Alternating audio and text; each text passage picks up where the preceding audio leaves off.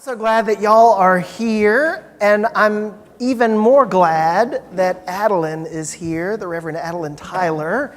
I am not under any illusion for why you are here, but I'm glad that you are here to get to know Adelyn a little bit, and also thank you for letting her get to know you. That's a process that takes a while, but today is a good start. But let's begin with a prayer, and then I'll make an announcement or two, and then Adelyn and I will share some conversation, and I hope you'll join us. Let's start with a prayer. The Lord be with you. Let us pray. Gracious God, you are doing something new in our hearts and our lives and in our parish this day, and we get to be a part of it. Praise to you and thanks to you. Watch over our conversation today, that as we get to know each other, we might get a glimpse of how you will use us to further your reign in this place. Help us hear with open and charitable ears. Help us share openly and honestly. And help us sense the foundation that you are laying even now. All this I pray in Christ's name. Amen. So a couple of announcements. Glad that you're here. Come on in, come on in. If you need another cup of coffee, this is a fairly informal gathering, so just help yourself.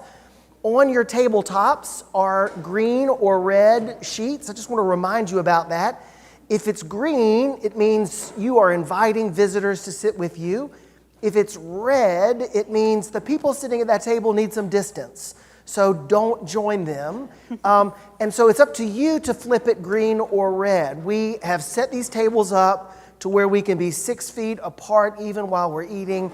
And if you need that distance, make sure you flip it to red. Otherwise, leave it green, and you can play the game of seeing who might sit at your table. A couple of announcements about the next few weeks. Next week, we will have a one-time class on the commendatory prayer. You might have seen an announcement in the newsletter, but we're going to look in depth at the prayer that is used when someone dies. Depart, O Christian soul, out of this world. A prayer that means a lot to us. Perhaps you've heard that prayer at the bedside of a loved one. Perhaps you've even said that prayer. But we're going to look in depth at the history of that prayer. It's a really peculiar prayer, and so we're going to study that next week. Then after that, for 3 weeks in a row, we will have some guests with us. Some of our partner agencies in town will be with us to describe for us their ministry and to help us know how we can deepen our partnership with them. We'll hear from groups like Seven Hills, Magdalene Serenity House, CEO, and the like. So I hope you'll come for all of the next several weeks, especially that 3-week series where we'll get to hear from some guests. Glad that y'all are here. The format for today is that I'm going to ask Adelyn some questions, and she's going to ask me and us some questions. And we'll try to save some time for you to ask questions too. A chance for us to kind of hear a little bit about her, and for her to hear a little bit about us. So I've written down some questions to make sure they're really hard and challenging. Welcome, Adelyn. I'm glad you're here. Let's start. Tell us where you're from and tell us what kind of church you grew up in. Yeah. I grew up in Atlanta, Georgia, and am sent by the Diocese of Atlanta.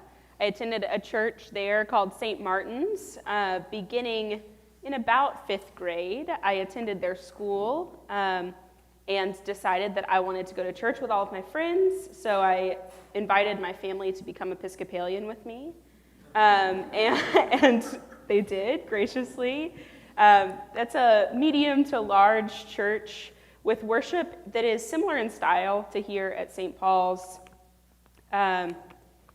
A really active family ministry, so I really benefited from all of the youth programming as I was coming up, which was a lot of what led me to where I am now. So it's quite providential, perhaps, that I was attending the school there and that my family was able to join such a lively church that really made me want to be there. When you were growing up, about that time, did you know that you wanted to be a priest, or what did you want to be when you grew up back then? When I was younger, I wanted to be a teacher, and always had a sense that I wanted to do something that helped people. I didn't know exactly what that meant. And then through the youth program at St. Martin's, they do the Journey to Adulthood curriculum, which culminates in a pilgrimage. So I went on a pilgrimage after my 9th grade year of high school, and that's where I first felt the call to the priesthood. I still didn't quite understand it yet. I still was like, well, I'm going to help people. I don't know what that means. And then finally God made it more clear. But by about 15, I knew that I was called to the priesthood. Did that shape your decision about where you went to college or what you studied when you were in college? It did. It definitely shaped my decision about what I studied. So I majored in religious studies with minors in education and psychology. Both of those felt like they would be helpful assets to ministry as minors. And the religious studies is just fun and interesting to me. I attended Sewanee for undergrad and actually did not want to attend Sewanee. But many people at my church encouraged me to visit. And finally, after my mom signed my dad and I up for a visit, and the two of us went, I visited and was indeed convinced that that's where I needed to be. My mom was right. I made it there, and after years of saying, it's too small, it's in the middle of nowhere, I arrived and said, well, this is exactly where I need to be. So went there and studied religious studies. So the journey to this moment and to the priesthood began a long time ago, and maybe even explicitly and formally as long ago as when you were a teenager. The process of discernment, at least in its formal ways, is kind of long and complicated, and each step is its own sort of chapter. I'm curious, one of those chapters, of course, being seminary. Tell us about your experience of seminary. What did you love about seminary? What were you challenged by in seminary? And what are some of the most important things that you bring with you from the seminary community? I loved seminary. There are not enough words to describe how much fun seminary is. To be with a bunch of fellow church nerds who are on a path that is similar, to be with people that you don't have to explain yourself to is a real gift, a really strong community there. That said, half of my seminary journey was under COVID, so that certainly affected my experience. I don't think purely negatively. There was certainly time that, like everyone else, we were physically distant and doing classes on Zoom, which is, it's hard to do such an embodied sort of learning over Zoom, but we made it happen and still found ways to be together, and I learned a lot in that. Perhaps the most important thing that I think I bring with me from seminary is tools to have healthy conversations that are centered on deep listening. So we as people generally like to maintain sort of surface level conversations for a lot of reasons. Psychologically, that makes sense. But much of what we learn in seminary is counteracting that. So learning to ask things like, how did you feel in that moment? Or can you tell me more about that? Things like that really help you to get at the heart of what's happening, as opposed to things that might be our instinct like, well, at least, or I know exactly how you feel, which are really well-meaning responses, and I think they just don't quite express everything that's in our heart. But it's our best stab at it. But I think seminary, much of what I learned was how to maybe more accurately communicate the interest and love that is within my heart. And sometimes that means having some phrases that you learn and are able to use in conversation more readily. What about, let's see, you've been a priest for 3 weeks? Yeah, I think that's right. But ordained a deacon for several months. Yes, I was ordained in December of 2020. What's your favorite thing about being ordained, about even being a priest so far? And what, even if you don't know it fully yet, what do you anticipate being a big challenge about being an ordained person? Yeah, as I was ordained a deacon and then a priest, I think my favorite thing is the feeling that I'm exactly where I'm supposed to be. With both of those steps in ordination, it just felt right, which is what you hope for, of course, stepping into any vocation, that it feels right after many years of preparation. That's sort of it's not a concrete favorite, but it feels really good to know that I have been privileged enough to follow my call from God, and that after years of preparation, it's happening, and I'm receiving a lot of affirmation.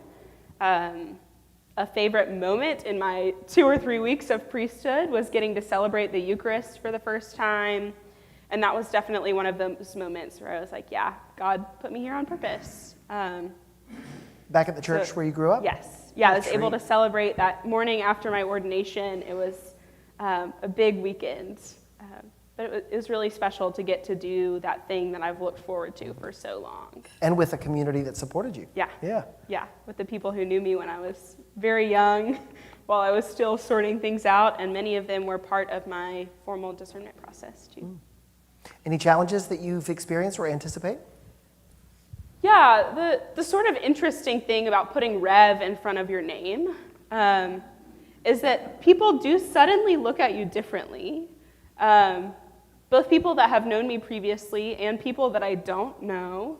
The moment I was ordained a deacon, pretty soon after that, I changed my Instagram name to Rev Adelyn. So people finding me on the internet knew that I was ordained, and I started receiving all sorts of messages from folks that were having various struggles in their faith, various struggles with the church. And also people who have previously known me have sort of come out of the woodwork and see me in a different way, which is certainly a blessing, and it has its challenges too. Because as I said, I feel like I've just stepped into a part of myself that was always there, but people around me see me really differently. So there's sort of an interesting tension there that it is exciting and also a bit of a challenge. Do you have a favorite book of the Bible? And if so, what is it? Do you have a favorite verse of the Bible? And if so, what is it and why? Yeah. I don't know that I have a favorite book of the Bible. I love reading the Gospels. I have found great joy in listening to the audiobooks of the Bible and going on walks while I listen to the Gospels, which really helps me to feel like I am walking with Jesus. Mark, especially, is a fun one to listen to on a walk. It's quite short, and just the way that it's written, you sort of find yourself speeding up with the narrative. You can get quite a good workout listening to Mark on audiobook. As far as my favorite verse or story, I really love the moment of Mary just after the Annunciation going and visiting Elizabeth. 2 women who did not expect to be pregnant, coming together and having this moment of rejoicing, and a moment where they just totally understood each other, and they could see how God was working in one another's life and rejoice in that.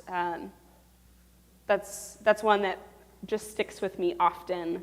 And is a really beautiful way of seeing women in our Christian narrative rejoicing in the power of God.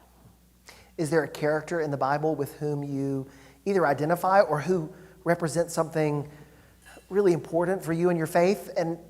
Or maybe in a playful way, is there a character in the Bible that you would be if you could be one of the characters? I like the way that you asked that, because my first thought, I start thinking about Martha and Mary. And I know that in this life, I am a Martha.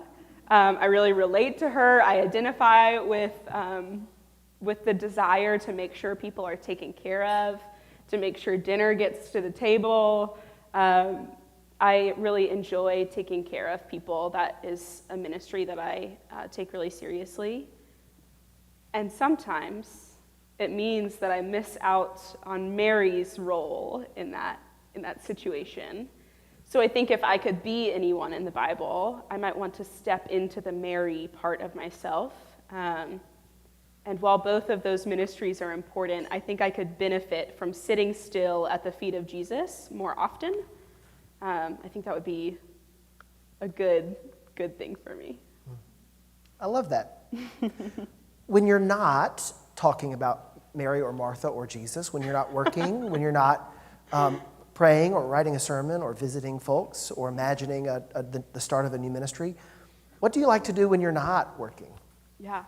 Like Martha, I like to cook. I spend a lot of time in the kitchen, really enjoy cooking, experimenting with both those recipes that have become dear to my heart and things that are totally new and new ingredients. Angela knows that I will go wandering around the grocery store in search of one particular thing that I've decided I need to cook that week that I've never done before. I love going on long walks. It is not uncommon for me to go on a 3 to 5 mile walk, just sort of out of the blue. I like to pretend that I'm somewhat of a runner. Not a great runner, but I do it nonetheless and enjoy it. Anything that gets me outside is good. We have a cat named Mouse who brings a lot of joy to my life, like playing with Mouse. Definitely have a creative side as well. I like painting, crafting, things in that vein. If it involves glitter, even better. Yeah. Are you an adventurous eater and chef, cook? And is there a favorite food to eat or a favorite food to prepare? I do think I'm somewhat of an adventurous eater. But the things that are my tried and true favorites are tacos of any kind, especially breakfast tacos. That's something I miss about Austin. There's lots of breakfast tacos. And then Thai food is also a real favorite, which I'm lucky there's a lot of Thai food in town. So that's been a recent exploratory thing for us. A couple more questions, and then we'll ask what questions you have of me or of us, and then we'll ask y'all if you have questions as well. Who is someone that has modeled deep faith for you in your life? Yeah. The first person that comes to mind is a mentor of mine named Molly Wren. I actually got to see her yesterday, which was really wonderful. She works for a group called Wonder Voyage, and they coordinate pilgrimages. So she was the leader for my pilgrimage back, the one I was mentioning a few minutes ago. Between my 9th and 10th grade years of high school, we went to London and Canterbury, and she was the leader from Wonder Voyage for that trip. And at first, I didn't really know what to do with Molly. She was just very different than the people I had experienced growing up in the church. But it occurred to me after a few days of being with her that what struck me about Molly is that she lives her faith out loud. She is not afraid of being a public Christian, of praying in a way that is visible and noticeable to other people.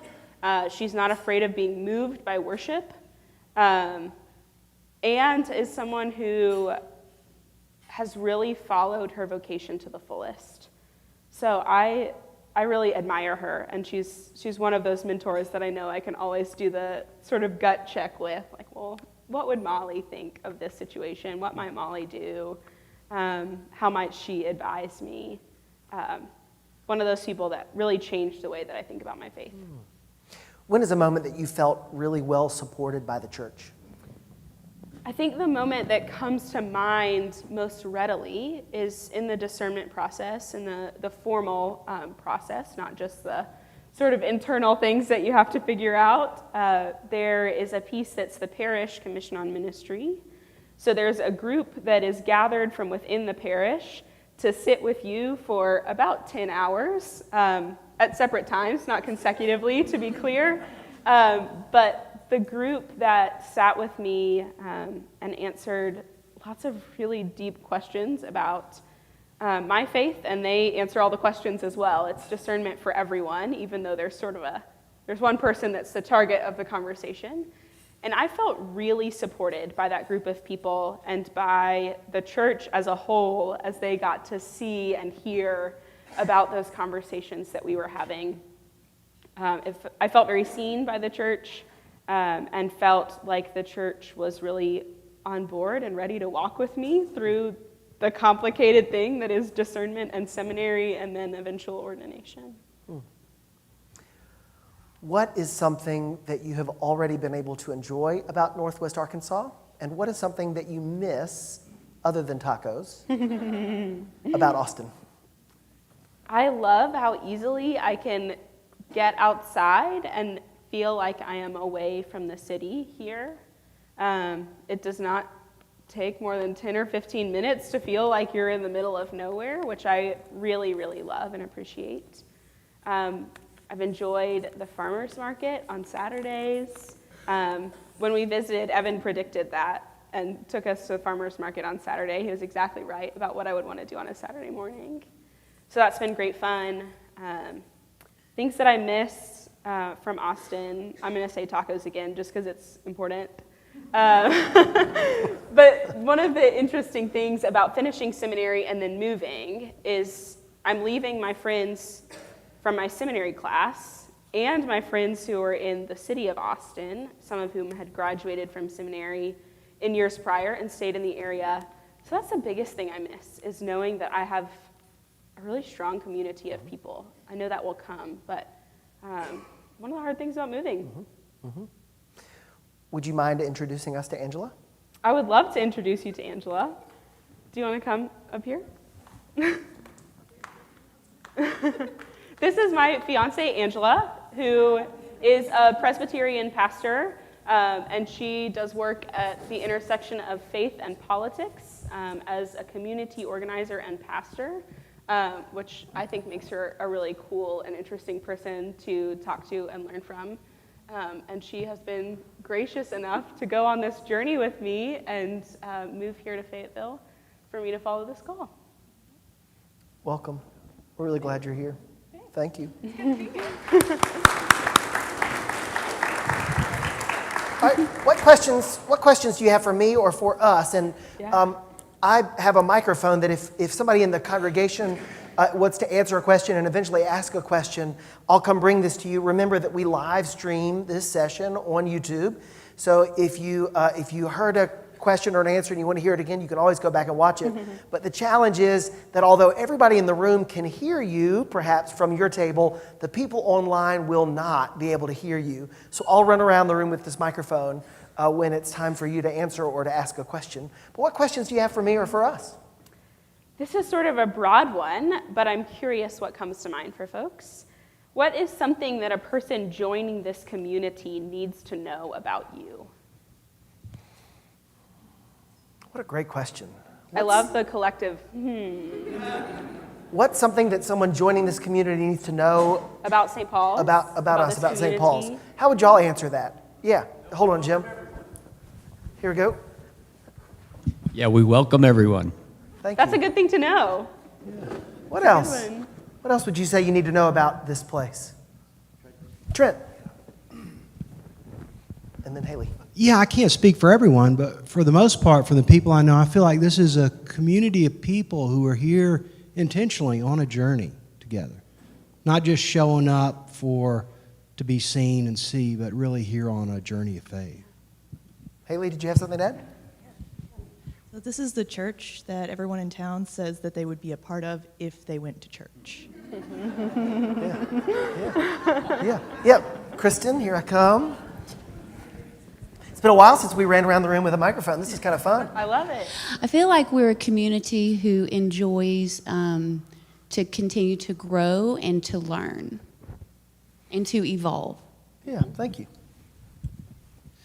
I would say that we are a church that is alive. In the community, we show up and are present in so many ways. It's not just Wednesday night and Sunday morning. The doors are always open and we're always out there.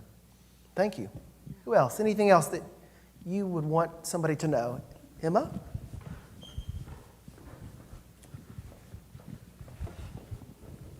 Shameless plug, but I think that St. Paul's does a really beautiful job of supporting and welcoming its youth participants as full members of the congregation, along with the adults. Thank We you. love to see that. Yeah. Marion? We are a family. We're a family. Thank you.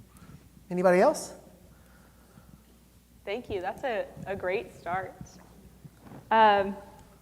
This is perhaps on a similar vein, but I'm curious what makes people feel excited about St. Paul's, which maybe could mean why did you join St. Paul's, or it could mean what sustains your excitement about this place, and what makes you stay at St. Paul's?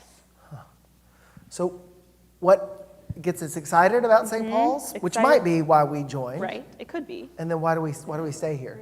Yeah. Which could be the same thing, but maybe Yeah. they're different. Thank you. I'll give it my answer is what excites me about St.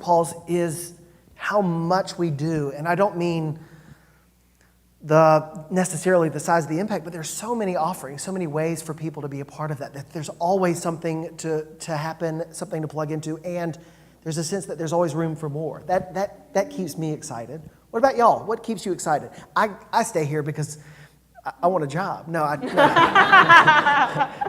stay here because I love this place. But what else? Susie? I think what keeps us here, me here, is it's not top down, it's bottom up. And so if you come and say, I really have this calling to do this thing, you'll be supported to get that started. That's great. Thank you. Who else? What excites you about this parish? What keeps you here?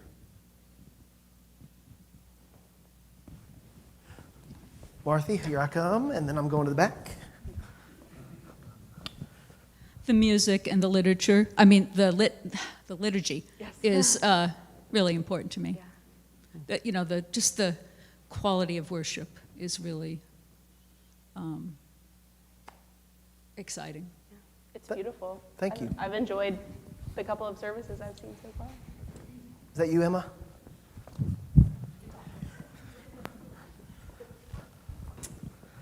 I really value in this community, and a reason I hang around a lot longer than I should have probably, is that when things are hard, I don't think we run away from that. I think we're really good at knowing things are hard and trying to come together as a community to work on it or deal with it or talk about it or make space for it, and I really value that. Thank you. Any other answers? What excites you about this parish or why you hang around?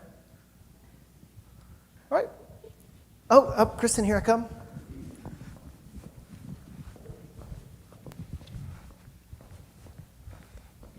I think Evan said it best. I mean, I think, in a sense, to echo that, one thing that has really, I guess, encouraged me and enlightened me so much is the variety of our Sunday school lessons. It's been just such an amazing learning experience, even especially through the pandemic. I think there's such a variety, and Evan and everybody has done such a great job of leading that. And so even if you're not trying to enrich your spirituality, if you show up or turn it on your TV at home, you're going to learn something new. And I do every single time I show up. Thank you. Any other questions? Yeah, this is a little more theological. St. Paul is your patron saint. What does that mean to you? And does that affect the way that you do things? It's a very specific question, but I wonder if there's a way that St. Paul inspires your ministry. Yeah, that's a great question. How does St. Paul affect your and our ministry? Yeah, what do you think? You could also think about it and send me an email if it's too specific for this morning. Yeah, Haley, that's something to chew on. Yeah. So Paul is kind of a difficult character, and he has, a lot of struggles, and some things make us uncomfortable about him. If we read a lot of the New Testament, he's basically written it, and I think that that's valuable to see that struggle and see the imperfections in our saint, and know that we can be like that. We can work through it too. We can work through the thorn in our sides. Thank you. I like that. Who else? Yeah, Trent. Yeah, just living into this whole sense that all things work together for good, not just the good things, but all things. So that I take that to heart from Paul. Thank you. Who else or what else? For me, and Paul repeats the line, there is neither Jew nor Greek, neither slave nor free, neither male nor female. That's a bold vision for what it means to belong to God in Christ. And I've experienced that and also a yearning for that in this community. That's not our mission. That's not we don't use that phrase a lot, but in so many ways, who we are and what we do, for me, is a pursuit of that vision for what it means to belong to God in Christ. Yes, Susie. I think this echoes what you've heard already, but you can come as you are. Life is messy. It's okay. Come as you are. You're welcome here. Thank you. Paul was writing letters to everybody who would listen. Yeah. Anybody else about Paul? Yeah. Take the good and the bad. Yeah. Yeah. I have one more, and then I'm curious what questions are percolating in the room. Having only been ordained a priest a few weeks, I'm curious what y'all might think it means to be a priest. Ooh. What do you think about Another that? collective. Yeah. Yeah. Someone who guides and educates. Thank you. Who else? Yeah, Susan. Well, I do think that a priest is a shepherd, and we are a flock. But I also think that each individual priest has their gifts that are special to that priest.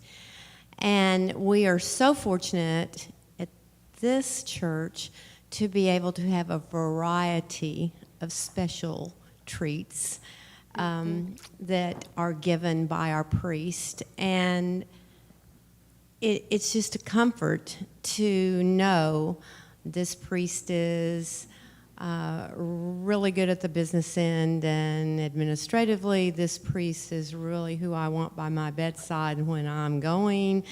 This priest is who I want outside in the Pride Parade. That's what we have.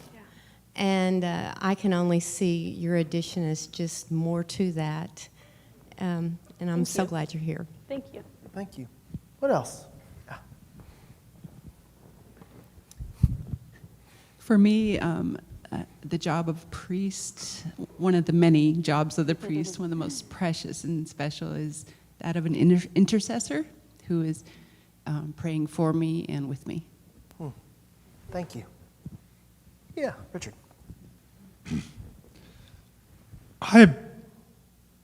I feel like we are all priests. We all have a ministry, and we are priests to each other. And so, just as our professional ministers minister to us, we in the congregation have an obligation, perhaps, to help you with that and to make that easier if we can. I know it's difficult, but if we can do anything to make the burden easier. Thank you. Priesthood of all believers. Yes. I immediately thought of a guide as well as what Susie had said, but I think of a priest as being a guide and a friend. And I've always, since I was a kid, had great relationships with the priests that I grew up with and that I had. And I even was thinking about texting Evan yesterday, and I was like, no, it's a Saturday. He'll be, with his kids, and he's busy, because I had a question about something else. But so I still don't want to overstep my boundary as the friend thing, but because he is the priest and really busy, so it's but it's nice to have that relationship. Thank you. Yeah.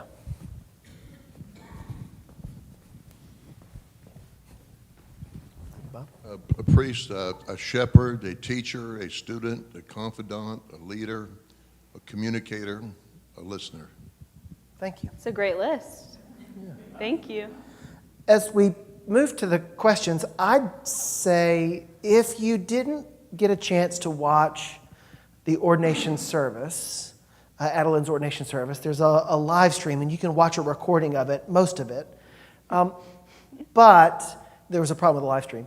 But I would encourage you to go into the prayer book, if you're in church or if you have a prayer book at home, and read the service for the ordination of a priest, and in particular, what's called the examination, where the bishop asks, sort of, this is what we think of as being a priest. It's always good for us to hear that, to remember kind of why have these people been called from the community and into what ministry have they been called, which I think you'll find is a reflection of much of what we heard, but maybe a couple of threads that we often forget about. So I'd commend that to you, the ordination service and the liturgy and the prayer book. What questions do y'all have for Adelyn or for the community? What questions would you ask?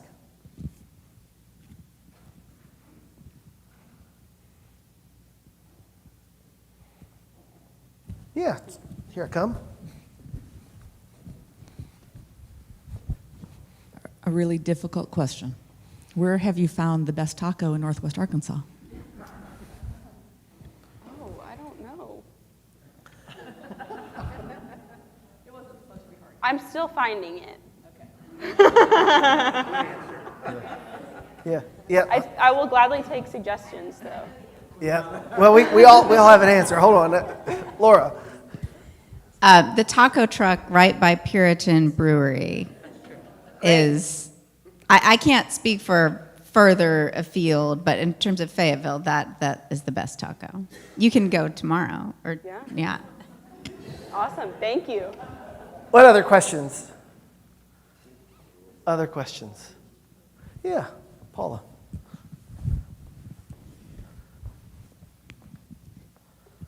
This isn't really a question. It's kind of a long-range thing that I'd like you to think about. I'm sure you did your research about St. Paul's, and so you had a working knowledge coming in as to what it's like. I'd like to see maybe a month from now what was right about what you thought and what were some surprises, and then maybe a year from now, look back and find a way to let us know what was right and what were the surprises, both pleasant and unpleasant. Just kind of a long-term thought process that I'm sure you will have anyway, but being able to share that with us. Thank you. Thank you. We'll get back together on that one. What else? Yeah. I have a question for the community. As a new person here, several of you have talked about a sense of family and community here. Is that a negative in carrying out your outreach to the community at times? And how would you work around that? I notice it's a pretty monocultural environment here.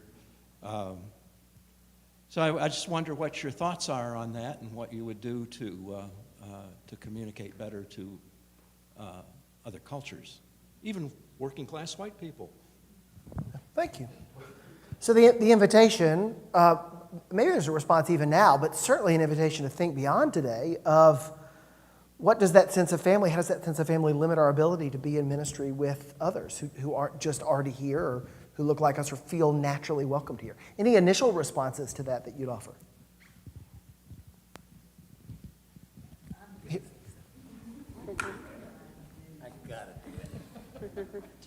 First of all,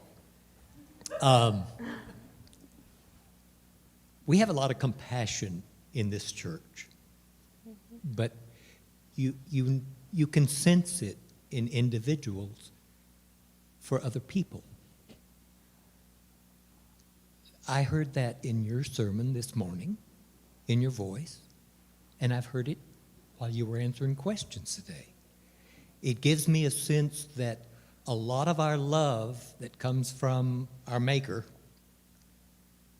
is internal, the Holy Spirit. That's what compels us on our journey, and we're all on the journey. All of these questions that we have asked you or that you have asked us, we're all in this together. We all have an answer for every one of those questions. And we're working together with it. That's where we are. Thank you. Any other responses or other questions? Yeah. Hershey? Thank you. Well, welcome to you both. And my question has to do with, you've just come from an academic background, undergraduate, graduate, and seminary, where you've spent years learning the answers. My question is, what does the next decade hold for you? And are you comfortable letting go of the answers you hold now and embracing the questions? Yeah, thank you for that.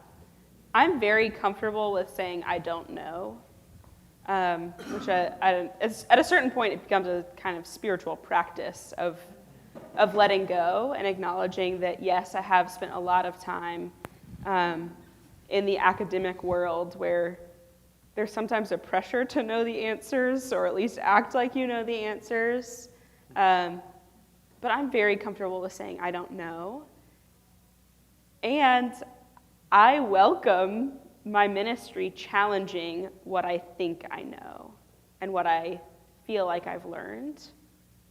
The difficult thing about any academic environment is you're sort of at the will of the syllabus and who you're reading and who you're learning from, which can be a really wonderful thing and can be a limiting thing.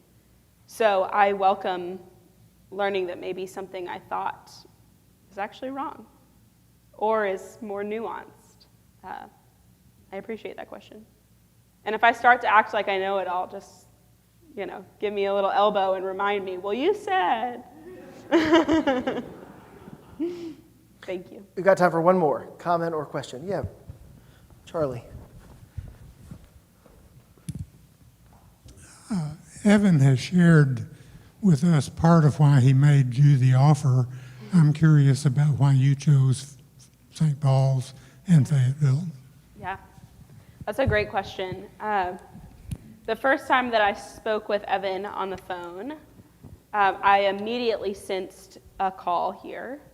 It felt like the things that y'all were concerned about lined up with the things that I'm concerned about and that I really wanted in my ministry. Things I wanted to be able to experience. The interesting thing about call is that sometimes it's something we can't totally articulate. But I think at least part of that is that I could sense the openness of this community.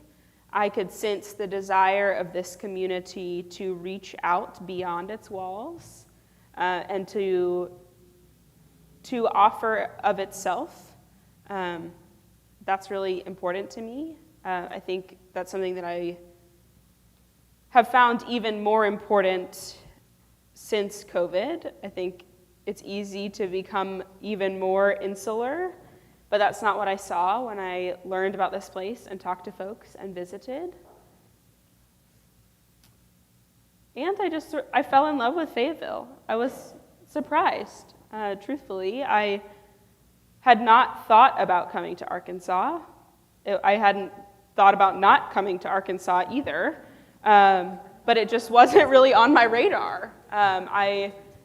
First, I thought that I would be called back to Atlanta, and then I hoped that I would stay in Diocese of Texas. And then I got an email about an opening in Arkansas, and I was like, well, let's see. And each step along the way, it felt right. So I'm here, and it feels right. It feels like where I'm supposed to be, and we're going to learn together, and there may be things that I learn about y'all that I'm like, oh, well, if I'd known. No, I'm just kidding. But in every community, there are things that we find that we might say, oh, well, I might do that differently.